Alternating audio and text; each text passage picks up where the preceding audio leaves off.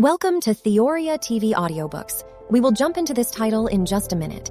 But first, please remember to hit that like button and subscribe to the channel. And if you appreciate our efforts to bring Orthodox books to you in audio form free of charge, please consider supporting the channel by joining as a member here on YouTube or via Patreon, which is linked in the description. Thanks and enjoy your book. On Gender and the Soul, an exploration of sex/gender and its relation to the soul according to the Church Fathers, by Benjamin Cabe, published by Theoria TV. Chapter 1. The Initial Dispute: Sex, Gender, and Christian Anthropology. Is the soul gendered? Are the souls of men and the souls of women sexually differentiated? While various answers to this question have found their way into mainstream Christian media over the past few years, the question itself has remained unasked, and the broader implications inherent in our answer to it have been left unconsidered. Recently, it has become clear that even Orthodox Christians are confused on this topic. Because of this, my aim in the present work is to conduct an in-depth study on the subject, using as our guides the Holy Scripture, the liturgical life of the Orthodox Church, and the writings of the divinely inspired Fathers, the Saints. Contrary to what many may claim, there is a crystal-clear Orthodox position on this question, and when this position is articulated coherently, it casts light in the dark corners of the transgender debate, providing Orthodox Christians with a definitive answer to many of the questions that are now being raised. We need only draw out how this teaching is applicable to the situation we face today in order to outfit Orthodox pastors with the tools they need to provide adequate pastoral care to those who struggle with gender issues. Our goal, then, is to clear away the confusion caused by certain modern theories and certain aspects of current Orthodox scholarship in order to equip Orthodox Christians with the teaching of the Church on this subject of sex/gender. The immediate context of the confusion surrounding this question was made evident to me while I sat in a seminary classroom in the fall of 2017, where it was posed by one of the brothers, "Is the soul gendered?" The class was split 50-50. Those who proclaimed that the soul must be gendered were concerned about protecting the theological importance of gender. If the soul is not gendered, they argued, then one might also proclaim that gender has no ontological significance, and this could lead one to believe, as some Orthodox academics have proclaimed, that human beings become androgynous in the eschaton, which is to say that the body is resurrected without sexual differentiation. Those taking the opposite stance argued that the question itself is flawed because, outside of analogical illustrations, one cannot apply corporeal attributes to an incorporeal reality. They quoted from the Church Fathers to demonstrate their point, noting that even though the soul is sexless, each human being will always have a definite sex, as the human being is made up of body and soul together, not one without the other. Human beings are sexed because they have a body, but the soul itself is sexless, genderless. 1. These brothers inferred that refusing to place sex/gender in the soul does not denigrate it, provided that one holds to an Orthodox conception of the body. Sex/gender is important because the body is important, and anyone who professes that man becomes androgynous in heaven is not professing the Orthodox position on the resurrection of the flesh. While the sexless soul is and remains the consensus patrum, the idea of an androgynous resurrection is not.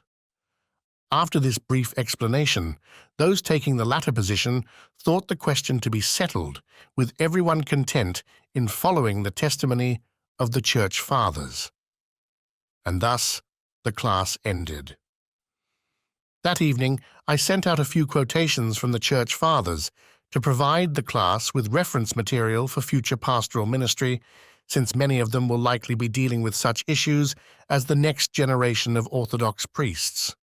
But several days later, one of the seminarian brothers emailed a response to the entire class with a quote from Tertullian supporting the position of the gendered soul.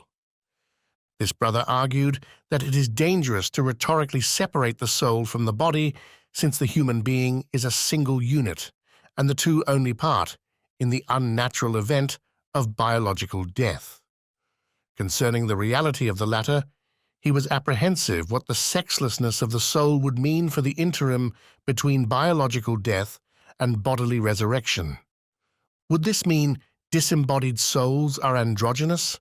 What would this mean for the souls of the saints? Do they cease to be recognizably male or female? If this is the case, how would we explain their appearances to the faithful or the use of pronouns in hagiography and hymnography? He referenced modern Orthodox academics who use the Father's teaching of the sexlessness of the soul in order to advance their own agenda. It should be noted here that at the time of this writing, some of the only people who make a point to talk about the sexlessness of the soul are those who argue for an androgynous resurrection. Such scholars usually hold up the teachings of St. Gregory of Nyssa and St. Maximus the Confessor, that the human race was divided into male and female as a provision for reproduction in the fallen world, alongside the tenet of the sexless soul, in order to support the idea that human beings are resurrected as androgynous beings and remain so in heaven for eternity. According to these scholars, sex has no ontological significance, a claim they make in order to promote a variety of fringe opinions. It bears mentioning that an extension of this brother's fear surrounding the confession that the soul is sexless might be how such a belief relates to the modern transgender debate, although he did not mention this specifically. As it happens, the aforementioned modern argument made by Orthodox scholars, which denigrates the importance of bodily sex, has been picked up by other Orthodox scholars whose agenda is to see widespread celebration of LGBTQ plus lifestyles within the Orthodox Church. 3.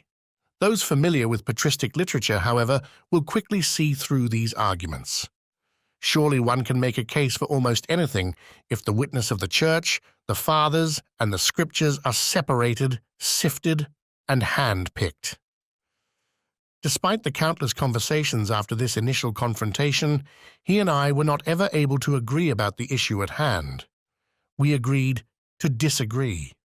Though this work has been approved and lauded by several philosophers, theologians, and clergy in the 2.5 years since its initial completion, I have met many other Orthodox Christians, laymen, and academic alike, who have been unable to grasp the vision of patristic anthropology set forth within these pages.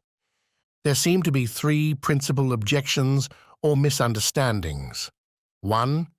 The human being is a single unit, a unified whole, and thus body and soul should not be rhetorically distinguished so sharply, if at all. 2.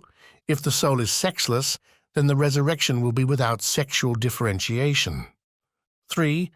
If the soul is sexless, then the disembodied souls that await for the resurrection would be androgynous. Regardless of emphasizing the first point with a few clarifications, rejecting the causal relationship of the second, and explaining the third by the soul's continued relationship with the body even after death through the persistence of the person, there are still many prone to reject the patristic consensus. With regard to the third objection specifically, one is forced to wonder if disembodied souls lose personhood.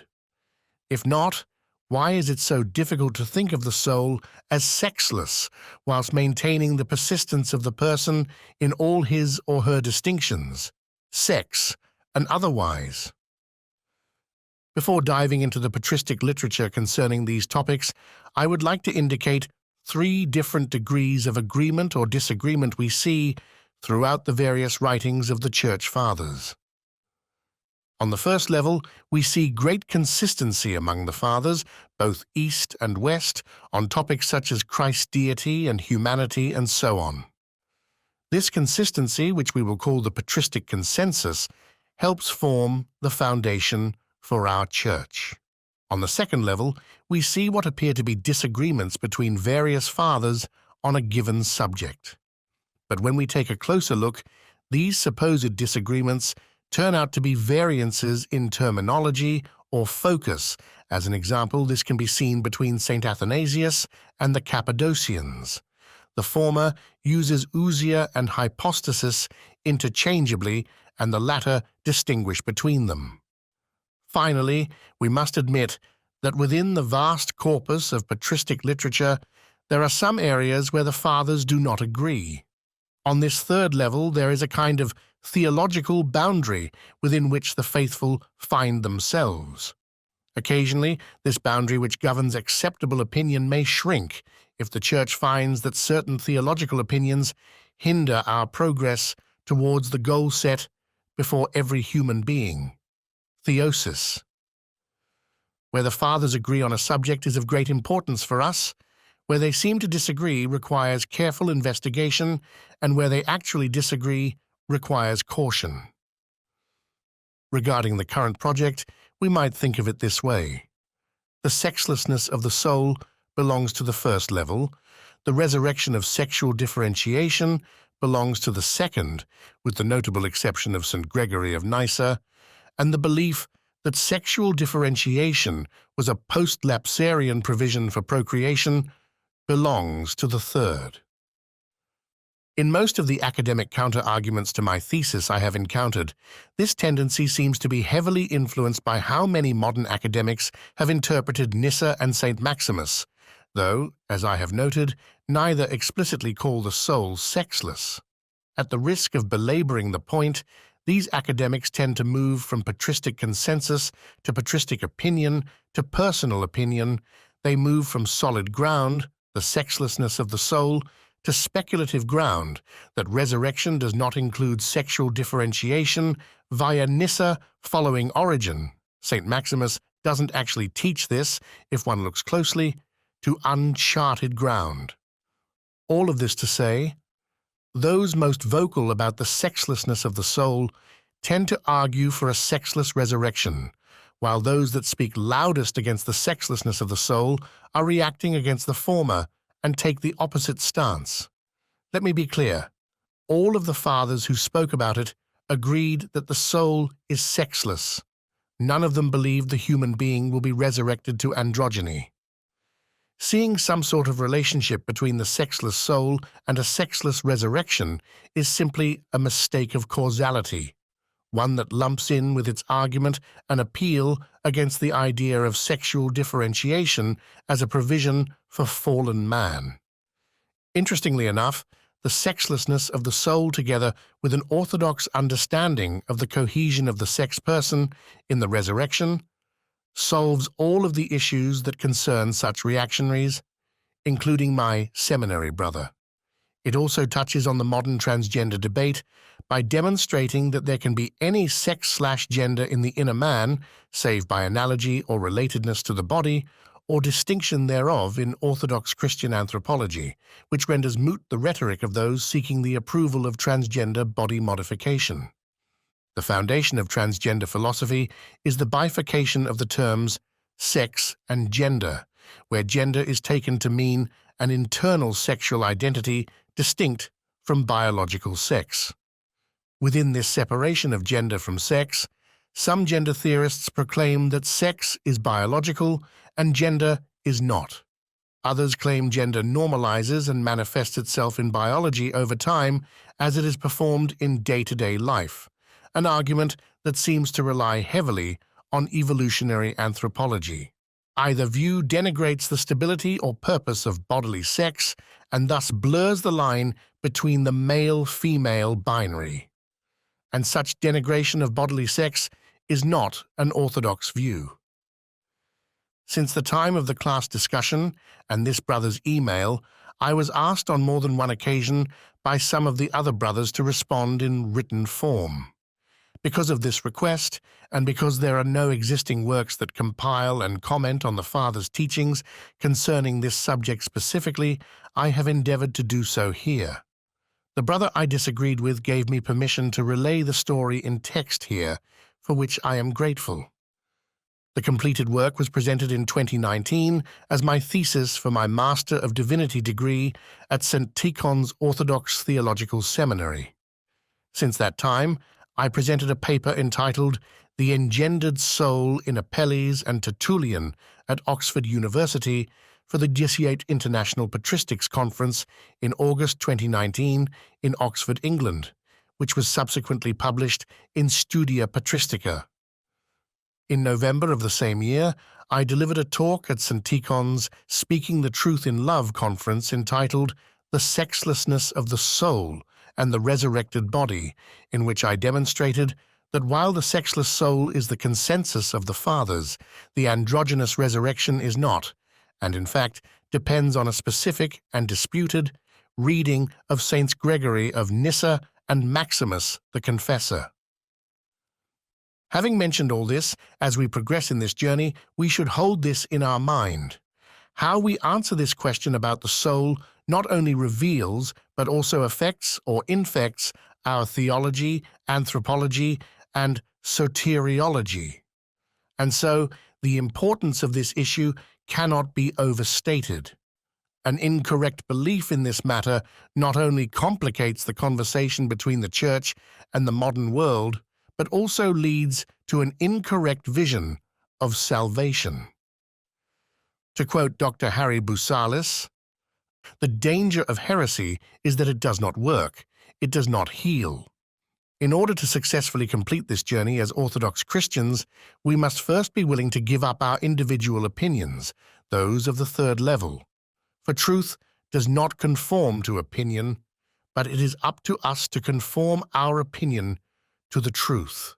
We must seize our little ones, that is, our very own thoughts, and take them captive to Christ. Often, our thoughts are not even our own, but are sown into our minds by the evil one with the hope that, given time, they might mature into heresy, the ultimate aim of which is to damn. When our personal opinions are shown to be at odds with the teaching of the Church, we must immediately uproot them. We must seize them in infancy and dash them against the rock of truth before they take root and choke what sprouts of truth and piety we are trying to cultivate. But if we neglect to do this, we will, in the end, be crushed by the truth." Thank you for listening to this Theoria TV production of On Gender and the Soul. You can purchase a physical copy of the book, which includes detailed citations and key quotes in the original Greek and Latin, by searching On Gender and the Soul on Amazon.com. If you appreciate our work to provide professional quality Orthodox audiobooks free of charge, please consider supporting our work by joining as a member on patreon.com/TheoriaTV or by becoming a member on YouTube.